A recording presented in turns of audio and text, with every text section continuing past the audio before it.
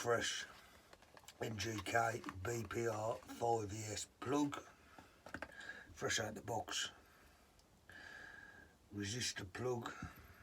Now for measuring resistance, small engine wise I tend to gauge it by 5 to 10,000 ohms, so we're going to set it to 20k on the ohm setting. We'll check our multimeter is working by connecting two prongs. Should zero out, and it has. Now what we want to do is get your one lead of the multimeter on the central electrode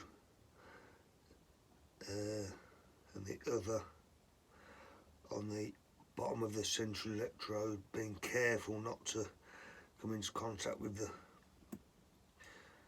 the ground electrode. And if you just sit put, looking at between, I'll gauge it on 5 to 10 thou resistance, and we're at 6.25, which is just over 6 thou. So therefore we know we've got a good, if it just says put, good plug. There we have it. Happy with that. Take care. Ta-ra for now.